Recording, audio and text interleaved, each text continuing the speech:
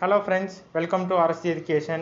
இந்த வீடியோவில் electrocardiogram R ECG அதை பற்றி நம்ம பார்க்கலாம். ஸோ இதை சப்ஜெக்ட் கோட் பார்த்தீங்கன்னா CBM 370 வியரபிள் டிவைசஸ். ஸோ எலக்ட்ரோகார்டியோகிராம்னா ஒன்றும் இல்லை, நம்ம ஹாஸ்பிட்டலில் ஏற்கனவே பார்த்துருப்போம். ஒரு ECG மிஷின் ஒன்று இருக்கும், அதில் வேவ் போயிட்டுருக்கும். ஸோ அதை தான் நம்ம எலக்ட்ரோகார்டியோகிராம் அதர்வைஸ் ECG அப்படின்னு ஷார்ட்டாக சொல்கிறோம். ஸோ அதில் பார்த்தீங்கன்னா ஹார்ட்டோட கான்ட்ராக்ஷன் அண்ட் எக்ஸ்ட்ராக்ஷன், ஹார்ட் எப்படி சுருங்குதோ விரியுதோ அதுக்கேற்ற மாதிரி அவுட்புட் வந்து உங்களுக்கு ப்ரொடியூஸ் ஆகும். ஸோ அது எந்த ஃபார்மில் ப்ரொடியூஸ் ஆகும்னா ஸ்பைக்ஸ் அண்ட் டிப்ஸ். ஸ்பைக்ஸ்னால் அந்த மேலே இந்த மாதிரி அப்ளேயரில் வர ஸ்பைக்ஸ், கீழே இந்த மாதிரி வந்துச்சுன்னா அது பேர் டிப்ஸ். ஸோ ஸ்பைக்ஸ் அண்ட் டிப்ஸாக ப்ரொடியூஸ் ஆகும். அது வந்து வேவ் அப்படின்னு நம்ம ஜென்ரலாக சொல்லுவோம். ஸோ நெக்ஸ்ட்டு பார்த்தீங்கன்னா ECG டெஸ்டிங்.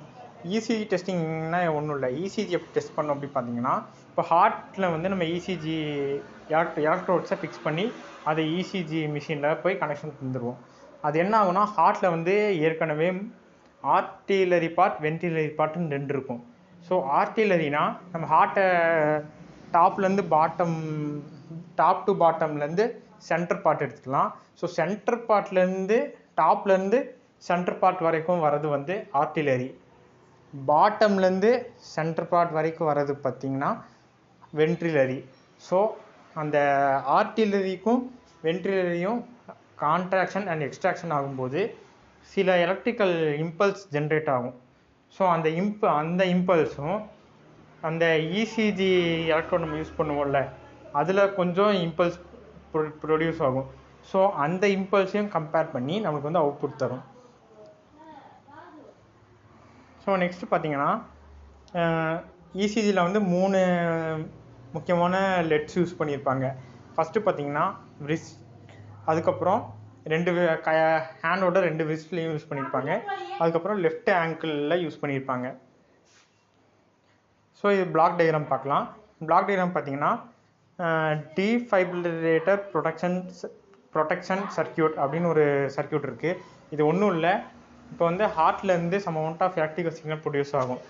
அதே சமயம் அந்த சர்க்கியூட்லேருந்து some amount of electrical signal produce ஆகும். இப்போது சப்போஸ் ஹார்ட் வந்து ஃபங்க்ஷனாக கொஞ்சம் ஸ்டாப் ஆகிடுச்சுன்னா அந்த டிஃபைப்ரிலேட்டர் சர்க்கியூட்லேருந்து சம் அமௌண்ட் ஆஃப் கரண்ட் வந்து எக்ஸ்ட்ராவாக பாஸ் ஆகும். ஏன்னா ஹார்ட்டை ஃபங்க்ஷன் பண்ண வைக்கிறதுக்கு சம் அமௌண்ட்டாக பாஸ் பண்ணும்போது ஒரு சில டைம் வந்து ஹார்ட் ஃபங்க்ஷனாக வாய்ப்பு இருக்குது. ஸோ அந்த மாதிரி பர்பஸ்க்காக இந்த சர்க்கியூட்டை யூஸ் பண்ணியிருக்காங்க.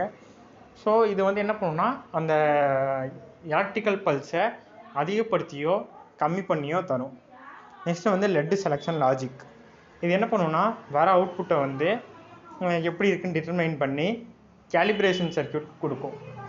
கேலிப்ரேஷன் சர்க்கியூட் என்ன பண்ணுன்னா அந்த கொடுத்துருக்கிற சிக்னல் வந்து எப்படி இருக்குன்னு கேலிப்ரேட் பண்ணி இது ஓகேவா இல்லையான்னு அவுட்புட் தரும்.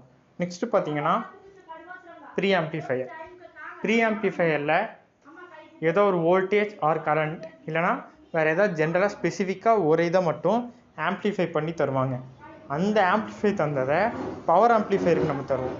பவர் ஆம்ப்ளிஃபையர் என்ன பண்ணுன்னா போத் வோல்டேஜ் அண்ட் கரண்ட் ரெண்டுமே இன்க்ரீஸ் பண்ணி அவுட்புட் டிஸ்பிளேக்கு தருவோம். அதுக்கப்புறம் அது திரும்பவும் அது ஃபீட்பேக்காக எடுத்து திரும்பவும் பவர் ஆம்ப்ளிஃபையர் தருவோம். நெக்ஸ்ட்டு பார்த்தீங்கன்னா ஒர்க்கிங் பிரின்சிபல் பார்த்தீங்கன்னா அதை நான் அப்ளை சொன்ன மாதிரி கான்ட்ராக்ஷன் அண்ட் எக்ஸ்ட்ராக்ஷன் பேஸ் பண்ணி ஒர்க் ஆகுது. ஸோ இது பார்த்திங்கன்னா முக்கியமாக 6 எலக்ட்ரோட்ஸ் யூஸ் பண்ணியிருப்போம். அப்ளை சொன்னது பார்த்திங்கன்னா 6 எலக்ட்ரிக் லெட்ஸ் யூஸ் பண்ணியிருப்போம், இங்கே எலக்ட்ரோட்ஸ் யூஸ் பண்ணியிருப்போம். அந்த லெட்ஸ் எதுக்கு யூஸ் பண்ணியிருப்போம்னா ECG மிஷினுக்கும் நம்ம பாடிக்கும் கான்டாக்ட் ஏற்படுத்துறதுக்காக அந்த இதை யூஸ் பண்ணியிருப்போம்.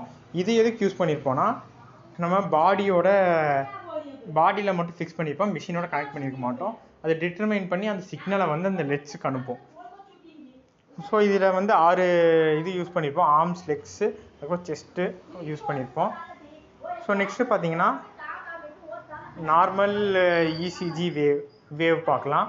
ஸோ அது என்னதுன்னா இதில் மொத்தம் 3 டைப் இருக்குது, P, QRS and T. P part பார்த்தீங்கன்னா ஒன்றும் இல்லை, ஆர்டிஎல் டீபோலரைசேஷன். அது மீனிங் என்னதுன்னா, இப்போ ஆர்டிஎல் பார்ட் வந்து நான் சொன்னேன்ல சென்டர் பார்ட்லேருந்து டாப் வரைக்கும் வர்றது ஆர்டிஎல். ஸோ ஆர்டிஎல் பார்ட்டில் என்ன ஆகும்னா கான்ட்ராக்ட் ஆகும். ஸோ அந்த கான்ட்ராக்ட் ஆகிற வேவ் வந்து பின்னு நம்ம டினோட் பண்ணுவோம். ஸோ வென்ட்ரியல் டீபோலரைசேஷன் அப்படின்னா வென்ட்ரியல் பார்ட் வந்து கான்ட்ராக்ட் ஆகும். ஸோ அதை வந்து வென்ட்ரியல் டீபோலரைசேஷன்னு நம்ம கிராஃபை வந்து இங்கே மார்க் பண்ணுறோம். ஸோ நெக்ஸ்ட்டு பார்த்தீங்கன்னா டீன்னு ஒரு மார்க் பண்ணியிருப்போம். டீனா ஒன்றும் இல்லை, வென்ட்ரிகுலர் ரீபோலரைசேஷன். அதுனா ஒன்றும் இல்லை, வென்ட்ரிக்கல் வந்து கான்ட்ராக்ட் ஆகும், திரும்ப ரிலீஸ் ஆகணும் இல்லையா? ஸோ அதுக்காக யூஸ் பண்ணுறது வந்து டீங்கிற லெட்டர் யூஸ் பண்ணி டினோட் பண்ணுவோம் அந்த வேவை, வென்ட்ரிகுலர் ரீபோலரைசேஷன். ஸோ நெக்ஸ்ட்டு பார்த்தீங்கன்னா பிஆர் இன்டர்வல். பிஆர் இன்டர்வல்னால் ஒன்றும் இல்லை, அந்த ஏர்டிஎல் டீபோலரைசேஷனுக்கும் வென்ட்ரிகுலர் டீபோலரைசேஷனுக்கும் நடுவில் இருக்க கேப். ஸோ அதே மாதிரி கியூடி இன்டர்வல், அந்த வென்ட்ரிகுலர் கான்ட்ராக்ஷனுக்கும் அந்த ரிலாக்ஸேஷனுக்கும் இருக்க டைம் வந்து கியூடி இன்டர்வல் அப்படின்னு சொல்லுவோம். ஸோ நெக்ஸ்ட்டு யூன்னு ஒன்று இருக்குது. யூனா ஒன்றும் இல்லை, திரும்பவும் ரிலாக்ஸ் ஆகி திரும்பவும் ரிலாக்ஸ் ஆன உடனே அங்கே அந்த ஆர்டிஎல் பார்ட்டும் கொஞ்சம் கான்ட்ராக்ட் ஆக ஆரம்பிக்கும். ஸோ அதை வந்து டினோட் பண்ணுறதுக்காக வந்து யூன்னுங்கிற சிம்பிள் யூஸ் பண்ணுவோம்.